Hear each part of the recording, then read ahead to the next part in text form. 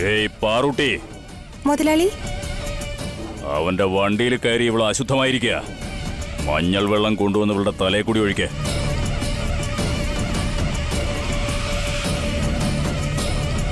ശരി മുതലാളി.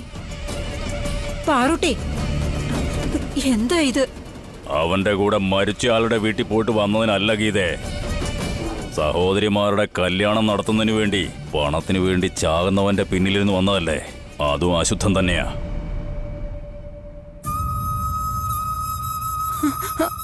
അതല്ല.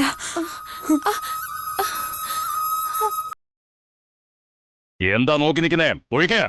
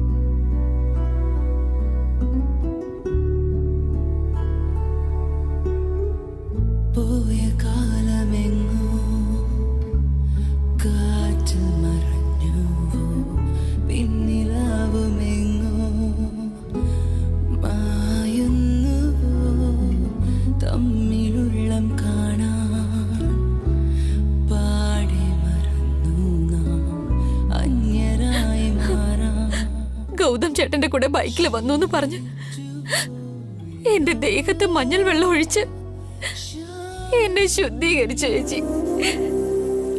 ഭർത്താവിന്റെ വീട്ടിൽ നിന്ന് ഏതൊരു പെണ്ണും സന്തോഷത്തോടെയാ വരേണ്ടത്.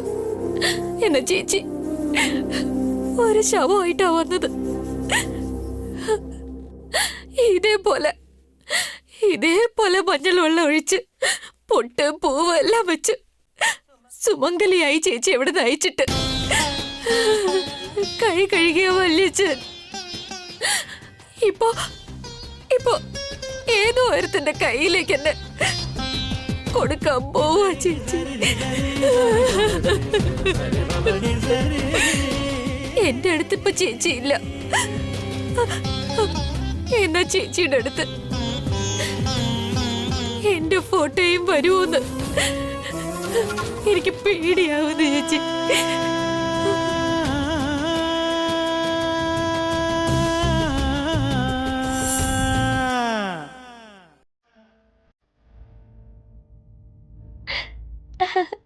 ചേച്ചി എന്താ ചേച്ചി? ഞാൻ നുള്ളിയിട്ട് അയ്യോ നുള്ളാതെ എന്നൊന്നും പറഞ്ഞില്ലല്ലോ. ഓഹോ, ഏട്ടൻ നുള്ളുമ്പോഴേ നാണം കൊണ്ട് വേണ്ടെന്നും പറയുള്ളല്ലേ?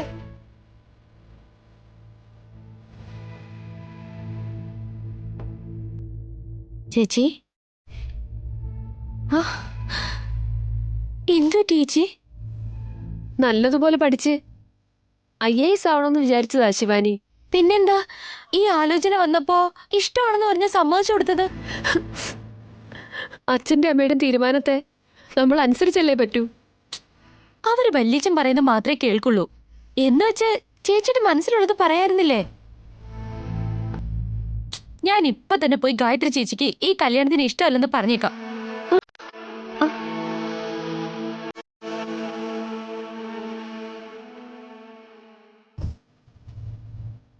വേണ്ട ശിവാനി, മുതിർന്നവരുടെ തീരുമാനത്തെ അനുസരിച്ചില്ല എന്നുള്ള കുറ്റബോധം എൻ്റെ ജീവിതകാലം മുഴുവൻ കൂടെ ഉണ്ടാകും. ചേച്ചി ഇങ്ങനെ സെൻസിറ്റീവ് ആയിരുന്നോ എങ്ങനെയാ ജീവിക്കാൻ കഴിയുന്നേ? അവരുടെ കൂടെ ജീവിക്കാൻ പറ്റില്ലെങ്കിൽ ചാക.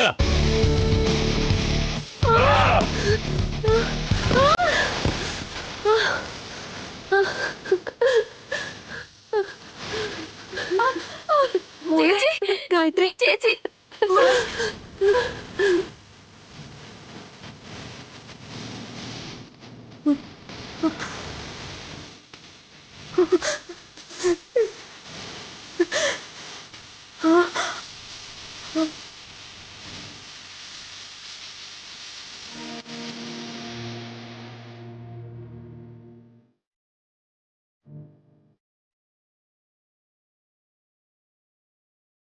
എന്താ ഏട്ടൻ ഇങ്ങനെയൊക്കെ പറയുന്നേ? ഭർത്താവിന്റെ വീട്ടിലെ ക്രൂരത സഹിക്കാൻ വയ്യാതെ അവൾ ഇങ്ങോട്ട് വന്നത്. നിർത്ത. എന്നോട് ഈ കാര്യമൊന്നും പറയരുതെന്ന് നിനക്കറിയില്ല ഗീതേ.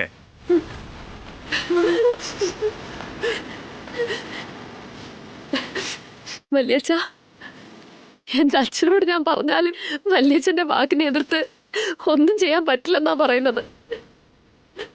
നാട്ടിലെ ജനങ്ങൾക്കെല്ലാം നാട്ടുവിചാരണ നടത്തി നീതി വാങ്ങിക്കൊടുക്കാറുണ്ടല്ലോ. എനിക്കെതിരെ ഇത്രയധികം അന്യായം നടക്കുമ്പോ വല്യച്ഛൻ എന്താ മിണ്ടാതിരിക്കുന്നത്?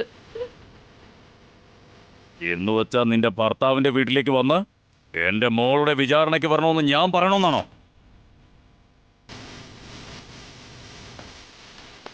അങ്ങനെയാണെങ്കിൽ ഞാനിനി ആ വീട്ടിലേക്ക് പോകില്ല വല്യച്ഛ. ആ വീട്ടിലുള്ളവരെന്നെ ഉപദ്രവിച്ച് കൊന്നുകളയും. ഞാൻ ഇവിടെ തന്നെ നിന്ന് പഠിച്ച് എന്റെ സ്വന്തം കാലിൽ നിന്നോളാം വല്യച്ഛ. അവൾ അവളുടെ സ്വന്തം കാലിൽ നിൽക്കാന്നല്ലേ പറയുന്നത്?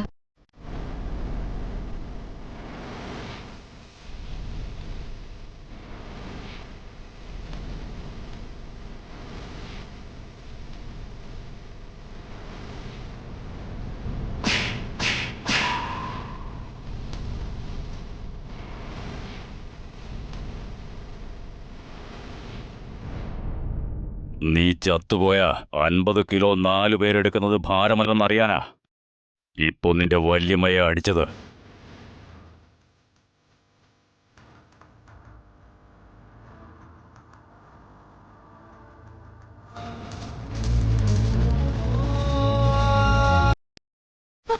ചേച്ചി ഗായത്രി,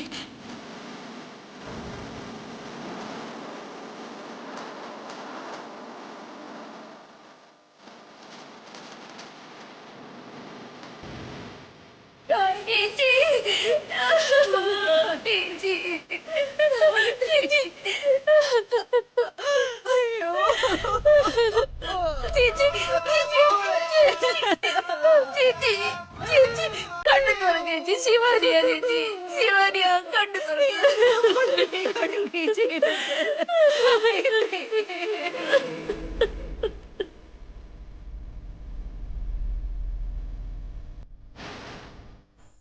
സ്നേഹത്തിലേഴു വർണ്ണങ്ങൾ ചാലിച്ചതാരോ തേനൂറുമീണമെന്നുള്ളിൽ നീതിച്ചതാരോ തേരോടും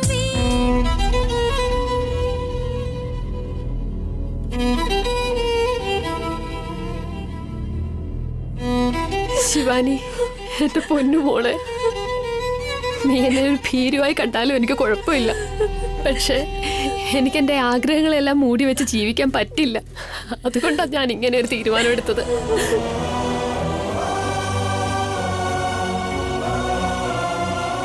ജീവിക്കണമെന്ന് എനിക്കും ആഗ്രഹം കാണില്ലേ? ഉണ്ട്. എന്നാൽ നമ്മുടെ കഷ്ടപ്പാടും വിഷമവും അത് കേൾക്കാൻ ആരും നമ്മുടെ കൂടെ ഇല്ലാന്നുണ്ടെങ്കിൽ ആദ്യം ഭയം വരും. അതൊക്കെ ആ ഭയം കൂടിയിട്ട് ഒരാശ്രയവും ഇല്ലാന്ന് നമുക്ക് ബോധ്യപ്പെടുമ്പോ ഈ ജീവിതം വേണ്ടായിരുന്നുവെന്ന് നമുക്ക് തോന്നിപ്പോകും. എന്റെ സമയമായി, ഞാൻ പോകുക.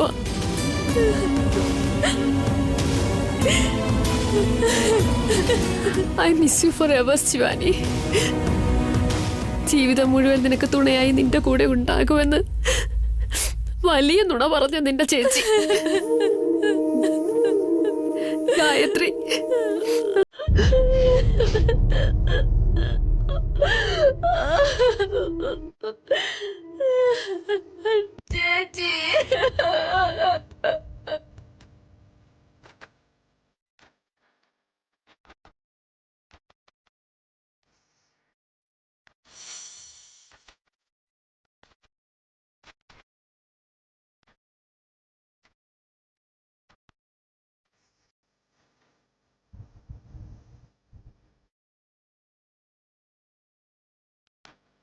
ശിവാനി, എന്താ മോളെ ഡ്രസ്സൊന്നും മാറ്റാതെ ഇങ്ങനെ നിൽക്കുന്നത്? മഞ്ഞ കയറ് കെട്ടി ചേച്ചിയുടെ ജീവൻ എടുത്തു. ഇപ്പൊ മഞ്ഞൾ വെള്ളം ഒഴിച്ച് എന്റെ മരം കളഞ്ഞല്ലോ. അയാളോട് എനിക്ക് അത്രമാത്രം ദേഷ്യമുണ്ട് മോളെ. പക്ഷേ അതുകൊണ്ട് ആർക്ക് എന്ത് ആപത്ത് വരുമെന്നുള്ള ഭയം കൊണ്ടാ ഞാൻ മിണ്ടാതിരിക്കുന്നത്. വല്യമ്മ തന്നെ പറ, എന്റെ ചേച്ചി എന്തുമാത്രം കഷ്ടപ്പെട്ടിട്ടുണ്ട്. അമ്മയമ്മയുടെ വീട്ടില് അവര് കൊടുക്കുന്ന ബുദ്ധിമുട്ടുകൾ സഹിക്കാൻ പറ്റാതായിട്ടുണ്ട്. അതൊക്കെ ആര് കേട്ടു? സൂയിസൈഡ് ചെയ്തപ്പോ പോലീസ് കേസ് പോലും വേണ്ടെന്ന് പറഞ്ഞു. പത്രത്തിൽ കൊടുത്താ മാനം നഷ്ടപ്പെടുമെന്ന് പറഞ്ഞു. ചേച്ചിയുടെ ജീവൻ തന്നെ പോയില്ലേ? സംരക്ഷിക്കാൻ വയ്യാത്തത് കൊണ്ട് കാണാതെ പോയെന്ന് കള്ളം പറഞ്ഞു ആ രാക്ഷസൻ. ഒരു പെണ്ണ് മരിച്ചാൽ പോലും ഈ വീട്ടിൽ ഒരു വിലയുമില്ല. നീ ഒന്നും മനസ്സിലാക്കും മോളെ. ഞാൻ ചത്താലും കുഴപ്പമില്ല. എന്നാ ഞാൻ ജീവനോടെ ഇരിക്കുന്നത് വരെ എന്റെ ആഗ്രഹങ്ങൾ നിറവേറാതിരിക്കില്ല. ഞാൻ സാധിച്ചെടുക്കും അത്. ശിവാനി,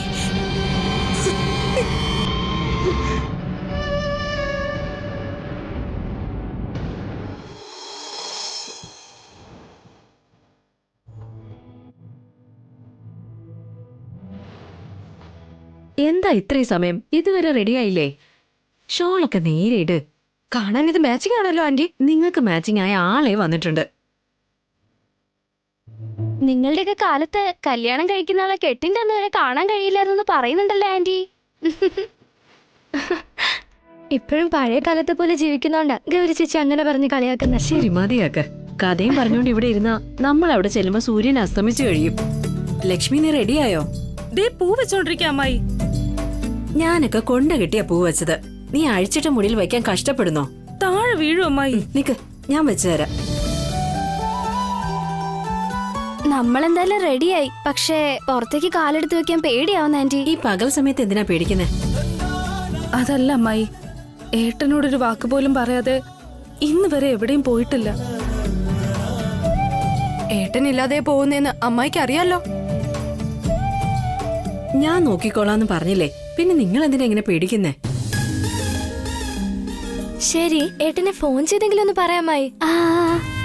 എല്ലാം പറഞ്ഞോണ്ടിരുന്നാലേ കാര്യം നടക്കാൻ പോകുന്നില്ല. നാളെ കല്യാണം കഴിപ്പിച്ചയച്ചാലും ഇതേപോലെ അവിടെ നിന്ന് ഫോൺ ചെയ്ത് എവിടെ പോണം, അത് വാങ്ങിത്തരോ എന്നൊക്കെ ചോദിക്കോ? എന്താ ചോദിക്കാൻ പാടില്ലേ? നിനക്ക് അപ്പൊ തന്നെ നിന്റെ അമ്മായി 2 അടി തരും. എന്റെ മകനുള്ളപ്പോ നിനക്കെന്തിനാ ചേട്ടന്റെ സമ്മതമെന്ന്? എന്തിനാ ഇങ്ങനെ അങ്ങോട്ടും ഇങ്ങോട്ടും നോക്കി നിൽക്കുന്നേ? കാണാൻ നന്നായിട്ടുണ്ട്. ഇറങ്ങി വേഗം. എന്തു പറ്റി അമ്മായി? ഇങ്ങനെയാണോ പോകുന്നേ? പിന്നെ എങ്ങനെ? ഇങ്ങനെ വെറും കഴുത്തോടെ പോയാ നിന്റെ ഭാവി ഭർത്താവ് നിന്റെ കഴുത്തി വന്ന് മാലയിട്ട് തരോ? അയ്യോ, എന്താ അമ്മായി ഇങ്ങനെയൊക്കെ പറയുന്നേ? വേറെ എന്താ പറയണ്ടേ? കാണിച്ചേ.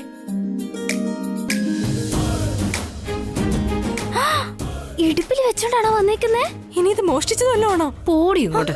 എന്റെ ഭർത്താവ് പോലീസുകാരനാ. പോലീസുകാരന്റെ ഭാര്യ മോഷ്ടിച്ച നാണക്കേടാവില്ലേ? 4 പെൺകുട്ടികളുള്ള വീടാ, ആർക്കെങ്കിലും ഉപകരിക്കുമല്ലോ എന്ന് വിചാരിച്ചാ എടുത്തോണ്ട് വന്നത്. നോക്കി നിന്നതൊക്കെ മതി. വാ ഇങ്ങോട്ട്, വേഗം നടക്ക്. വാ ഇങ്ങോട്ട്. അമ്മായി ഇവിടുന്ന് പ്രാർത്ഥിച്ചിട്ട് ഇറങ്ങിയാ പോരെ നമുക്ക്? എന്റെ കൂടെ വന്നു എന്ന് പറഞ്ഞ നിങ്ങളുടെ ചേട്ടൻ ഒന്നും പറയാൻ പോകുന്നില്ല. ഞാനല്ലേ കൊണ്ടുപോകുന്നേ. വാ പെട്ടെന്ന് നടക്ക്.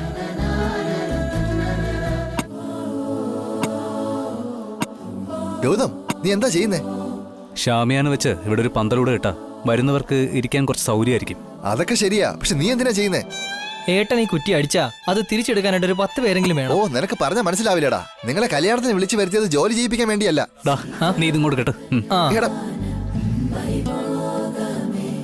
നോക്ക് ശ്രീനു, നമ്മുടെ സരസ്വതിയുടെ കല്യാണത്തിന് ഒരു കുറവും വരാൻ പാടില്ലെന്ന് വെച്ചാ എല്ലാ കാര്യങ്ങളും ഞാൻ തന്നെ മുന്നിട്ട് നിന്ന് ചെയ്യുന്നത്. കല്യാണത്തിന് വരുന്ന ആൾക്കാർ ഞാൻ നിന്റെ ബന്ധുവാണോ അതോ ജോലിക്കാരനാണെന്ന് ചോദിച്ചാൽ പോലും നീ വേറൊന്നും പറയാൻ നിൽക്കണ്ട. ഏട്ടാ, എന്തു പറ്റിയതാ? രഥത്തിൽ വരുന്ന ദുർഗാദേവിയെ പോലെ ഏട്ടന്റെ സഹോദരിമാരുടെ വരവൊന്ന് നോക്കിക്കേ.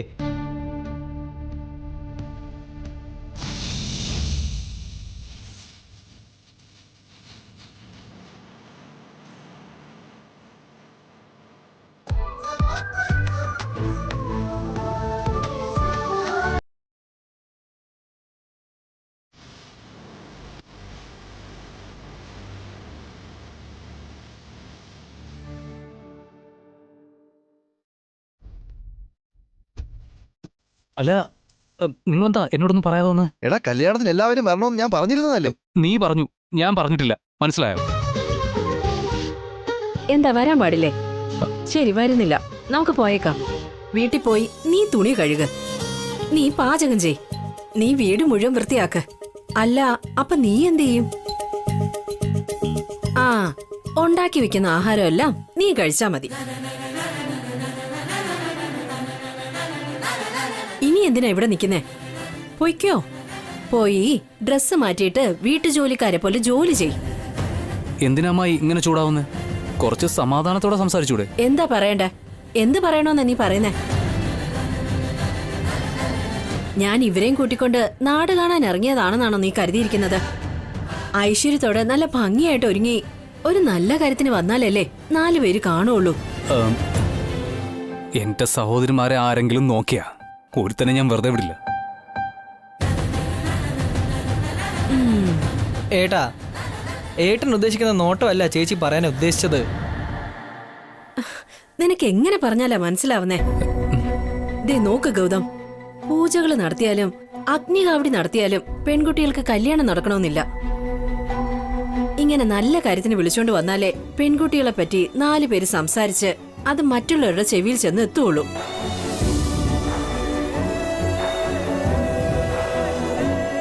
ചേച്ചി പറയുന്നതിൽ കാര്യമുണ്ട് ഗൗതം.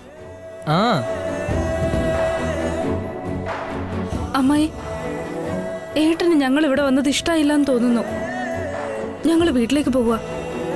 ഒന്ന് കൂടെ വരുമോ? ആ, എനിക്ക് വേറെ ജോലിയൊന്നുമില്ലല്ലോ. നിങ്ങളെ ചുറ്റി തന്നെ നടക്കാം.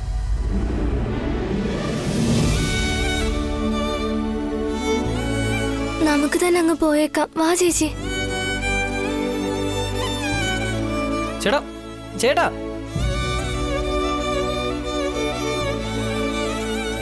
ഒന്നും പറയാതെയാണല്ലോ പോയത്. അല്ല, ഇവര് നിക്കണോ അതോ വീട്ടിൽ പോണോ?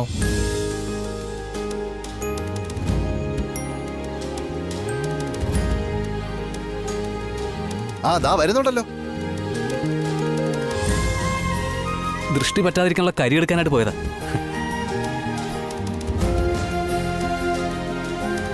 നമ്മുടെ മുഖത്ത് മുഴുവൻ കരിയാക്കാൻ പോവാണോ എന്തോ. മിണ്ടാതിരിക്കെ. എന്തിനായിരിക്കും ചേച്ചി? തിരിച്ച് വീട്ടിലേക്ക് പോകുമ്പോ നമുക്കങ്ങനെ ആരുടെയും കണ്ണ് കിട്ടാതിരിക്കാനാ. എന്റെ മുഖത്ത് തേക്ക് എങ്ങനെ തന്നോടാ. ഒന്ന് സമാധാനപ്പെടമായി. എന്തിനെങ്ങനെ ചൂടാവുന്നേ? കല്യാണ പെണ്ണ് സരസ്വതിയെ അനുഗ്രഹിക്കാനായിട്ട് വന്ന ദേവതകളെ പോലെയുണ്ട് എന്റെ സഹോദരിമാർ. എനിക്ക് ഇങ്ങനെ തോന്നുന്നുണ്ടെങ്കിൽ മറ്റുള്ളവർ ഇവരെ കണ്ണുവെക്കില്ലെന്ന് എന്താ ഉറപ്പ്? ദൃഷ്ടിപ്പെടാതിരിക്കാൻ വേണ്ടിയാ ഞാൻ ഈ കരി കൊണ്ടുവന്നത്. നിങ്ങളുടെ കാലില് ചേട്ടൻ ദൃഷ്ടിയിട്ട് തരാം. അയ്യോ ഏട്ടാ, ആരെങ്കിലും കണ്ട എന്ത് വിചാരിക്കും? നിങ്ങൾ ഈ പ്രായം ആവുന്നത് വരെ നാട് മുഴുവൻ എന്റെ തോളിൽ ചുമന്നിട്ടുണ്ട് നിങ്ങളെ. ഞാൻ നിങ്ങളുടെ കാലി തൊട്ടുന്ന് വെച്ച് ഒന്നും സംഭവിക്കാൻ പോകുന്നില്ല.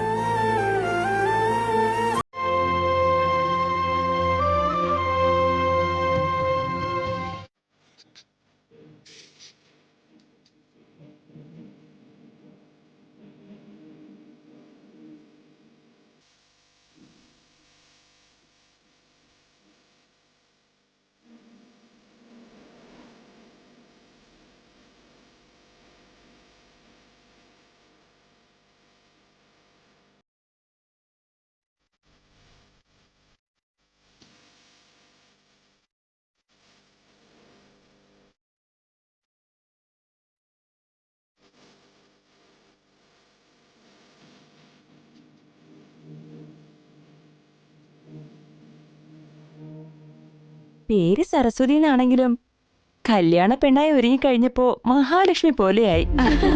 ഇവള് പറഞ്ഞത് ശരിയാ, നീ സുന്ദരി തന്നെ. അവളുടെ നാണം കണ്ടില്ലേ? ഏയ് എല്ലാരും വന്നേ, പുറത്ത് ഒരുപാട് ജോലിയുണ്ട്.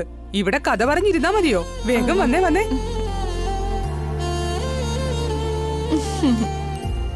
എല്ലാരും പുറത്തേക്ക് പോയിരിക്കാ സരസ്വതി. ഇങ്ങോട്ട് നോക്ക്. എന്തു പറ്റി? ഇതോടെ എന്റെ ജീവിതം കഴിഞ്ഞില്ലേ ചേച്ചി? നീ എന്താ ഇങ്ങനെ സംസാരിക്കുന്നേ? എന്റെ അച്ഛനും എന്റെ ഏട്ടനും വീട്ടു ജോലിക്കാരാണെങ്കിലും അവരെന്നെ ഒരു രാജകുമാരിയെ പോലെയാ നോക്കിയത്. നന്നായി പഠിച്ച് നല്ലൊരു ജോലിക്ക് പോയി ഈ വീട് ഒരു കൊട്ടാരം പോലെ ആക്കാന്ന് വിചാരിച്ച്. പക്ഷേ സരസ്വതി, പെൺകുട്ടികൾ സമ്മതം പറഞ്ഞു കഴിയുമ്പോ സന്തോഷിക്കുന്ന ആണുങ്ങള് നമ്മൾ എതിർത്ത് സംസാരിക്കുമ്പോ നമ്മളെ വെറുക്കത്തേ ഉള്ളൂ. ചേച്ചി, ഇതാണോ നമ്മുടെ തലയിലെടുത്ത്? നമ്മുടെയൊക്കെ ജീവിതം ഒരു വിവാഹത്തിൽ അവസാനിക്കേണ്ടതാണോ ചേച്ചി? നീ എത്ര നല്ല മാർക്കോടെയാ എക്സാമിന് ജയിച്ചതെന്ന് എനിക്കറിയാം. എന്റെ വല്യച്ഛനോട് എതിർത്ത് സംസാരിക്കാൻ പറ്റാതെ ആകെ ഭയന്ന് മക്കളോട് അന്യായം കാണിക്കുന്ന മാതാപിതാക്കൾ ഒരുപാട് പേരുണ്ട് സരസ്വതി. ഇപ്പൊ എന്റെ കല്യാണം നടക്കും, അടുത്ത വർഷം എനിക്ക് കുഞ്ഞും ജനിക്കും. അവരുടെ പഠിത്തം ശ്രദ്ധിക്കാതെ എനിക്കെങ്ങനെ സ്വന്തമായിട്ട് പഠിക്കാൻ കഴിയും? ഇതൊക്കെയാണല്ലേ ചേച്ചി നമ്മുടെ ജീവിതം. എല്ലാം അവസാനിച്ചു. ആഗ്രഹങ്ങളും സ്വപ്നങ്ങളും നമ്മുടെ ഇഷ്ടങ്ങളും കുടുംബത്തിന്റെ അന്തസ്സിന് വേണ്ടി ഒതുങ്ങി പോവുകയാണല്ലോ ചേച്ചി.